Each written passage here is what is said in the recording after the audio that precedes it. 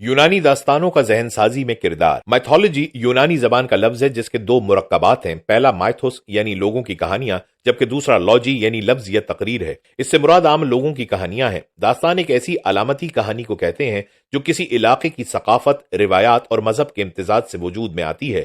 عام طور پر داستانوں میں خیالی مخلوقات مثلا دیوتاؤں، بلاؤں اور پریوں کا علامتی ذکر پایا جاتا ہے جو انسانی مشاہدے میں نہیں آ سکتی۔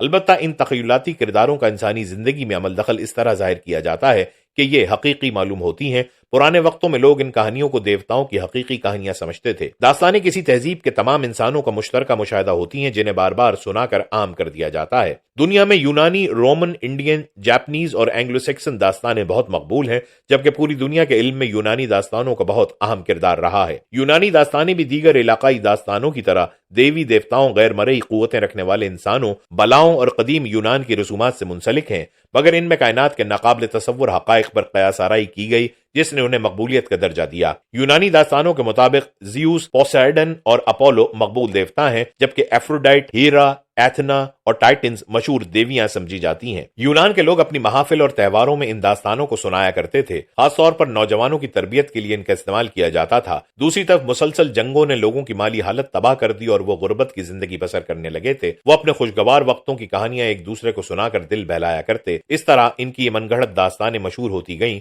یونانی داستانوں میں تخیلاتی مخلوقات بہت زیادہ ہیں، جن میں پائتھن، ایچڈنا، آریون، ڈیلفائن، سنٹورس اور نیسس بہت مشہور ہیں۔ پائتھن یونان کے قصبے ڈیلفی کا ایک ڈریگن ہے جو دیوتاؤں کے حکم پر معمور ہے۔ ایچڈنا ایک ایسی عورت ہے جس کا پیٹ اور ٹانگیں سانپ جیسی ہیں۔ اسے تمام عفریتوں کی ماں کہا جاتا ہے کیونکہ اس نے بہت سے افسانوی کرداروں کو جنم دیا۔ آریون دیوتاؤں کا ایسا غیر فانی گھوڑا ہے جو برق رفتاری سے دوڑتا ہے، جبکہ ڈیلفائن ایک نسوانی ڈریگن ہے جو پائتھن کے ساتھ مل کر ڈیلفی کی حفاظت کرتی ہے۔ سانٹورس تمام مخلوقات کا باپ ہے، جبکہ نیسس سینٹورس کا بیٹا ہے جو کہ ایک ملاح ہے۔ ان داستانوں میں سائنسی اور فلسفیانہ معاملات کی فرضی تفصیل بیان کی گئی ہے، مثلا کائنات کیسے وجود میں آئی، انسانی وجود کا مقصد کیا ہے، خلا میں سورج، چاند، ستارے دراصل کون ہیں۔ اس طرح کے موضوعات پر قیاس آرائی کی بدولت ہی قدیم یونانی فلسفے کی بنیاد رکھی گئی۔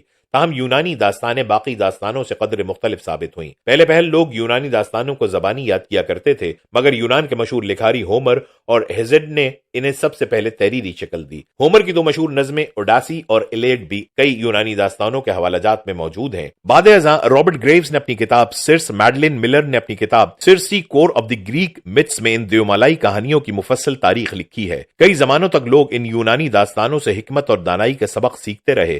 انگریزی ادب کے مشہور شاعر اور ڈرامہ نگار ولیم شیکسپیئر نے اپنی تخلیقات میں جا بجا یونانی تلمیحات کا استعمال کیا ہے۔ میکبیتھ اور ہیملٹ میں یونانی داستانوں کے حوالہ جات سے ان داستانوں کی اہمیت واضح ہوتی ہے۔ 15 کتابوں پر مشتمل اوڈ کی بہترین نظم میٹامورفوسس میں بھی انہی داستانوں کے حوالہ جات استعمال کیے گئے ہیں۔ اس نظم میں اوڈ نے کل 250 میتھولوجیز شامل کی ہیں۔ اگر ہم یونانی دیومالائی کہانیوں کا احاطہ کرنا چاہیں تو ہمیں کئی کتابیں لکھنا پڑیں گی، مگر ان میں سب سے زیادہ مقبول داستانیں چند ایک ہیں، جن میں ہاگنی، کلیش آف ٹائٹنز، قسمت کی 3 بہنیں، پرومیتھس اور آگ کی چوری اور پینڈورا باکس وغیرہ ہیں۔ قدیم یونان میں داستانیں تعلیم کا حصہ تھیں اور انہیں علم کی بنیاد سمجھا جاتا تھا، جو ہمیں انسان کی ذمہ داری، طاقت اور کمزوری، جذبات، اچھائی اور برائی کی تعریف، محبت اور نفرت اور انسانی زندگی کے پراسرار رازوں کے متعلق بتاتی ہیں۔ اگر یونان میں ان داستانوں کے مضامین کو اہمیت نہ دی جاتی تو فلسفیانہ عظمت یونان کا مقدر کبھی نہ بنتی۔ نہ تو سقراط، افلاطون اور ارسطو جیسے عظیم دماغ پیدا ہوتے اور نہ ہی مغرب فلسفے اور جدید سائنس میں اتنی ترقی کر پاتا۔